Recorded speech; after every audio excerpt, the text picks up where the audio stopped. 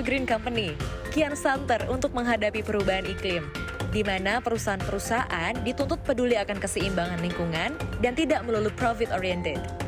Dorongan Green Company tidak hanya di lingkup bisnis global saja, seperti tekanan pengurangan emisi, waste management improvement, pemanfaatan energi baru terbarukan, isu ekonomi sirkular, tapi juga lingkup bisnis dalam negeri. Di Indonesia, banyak perusahaan yang telah menerapkan konsep Green Company ini. Tidak jarang, perusahaan-perusahaan ini menyabet berbagai penghargaan melalui program-programnya. Sebagai contohnya, perusahaan yang bergerak dalam bidang telekomunikasi, yakni PT Telkom Indonesia, yang menerapkan prinsip ESG melalui EXIST, yakni Environmental, Social, and Governance.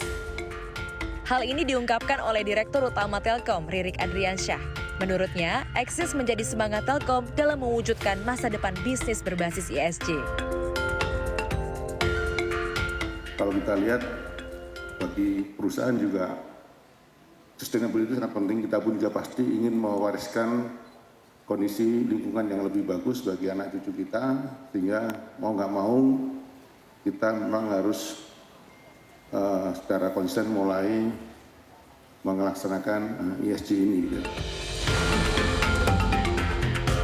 Ia merinci pada pilar environmental, Telkom berupaya mereduksi emisi, salah satunya dengan penggunaan solar panel pada BTS Telkomsel, Telkom Infra, termasuk Mitra Tel. Tak hanya itu, dukungan juga diberikan melalui penggunaan lithium battery untuk tower Mitra Tel dan pembangunan green data center oleh New Tradisi. Tadi kita sudah mulai terapkan, ada beberapa kita pakai solar panel, tapi belum dominan.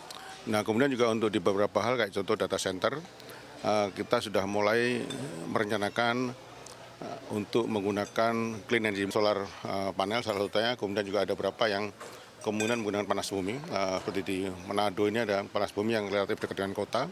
Apakah nantinya kalau kita bangun data center di Manado itu bisa pakai panas bumi yang kemudian pakai transmisi distribusi yang terpisah gitu ya, nah itu kita lihat. Tapi so far kita akan sesuaikan itu dengan itu.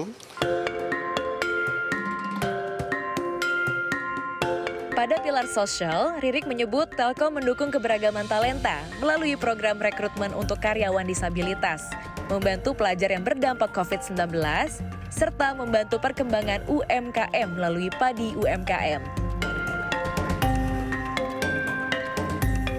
Nah yang di sosial tentu kita sudah cukup banyak. Kita misalnya kayak pembangunan di 3T itu kan kita lakukan dengan aktif. Terus kemarin waktu pandemik itu kan Telkomsel juga cukup agresif membantu belajar jarak jauh karena banyak anak-anak yang harus belajar dari rumah, bahkan ada yang di pinggir jalan segala macam itu kan butuh kuota data. Itu kita berikan dengan harga spesial gitu ya. Cukup banyak waktu itu. Nah itu juga kita lakukan. Terus kemudian juga mendorong pengembangan UMKM, termasuk kita ada Padi UMKM di mana para pelaku UMKM ini bisa onboarding, jualan melalui platform itu.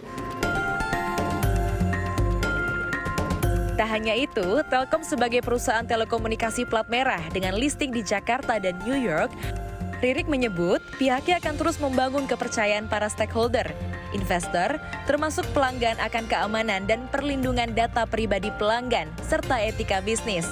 Diharapkan dengan penerapan ESG oleh Telkom Indonesia dapat berdampak positif bukan hanya kepada perusahaan, namun juga untuk kepentingan bangsa. Dari Jakarta, Tim Liputan CNBC Indonesia.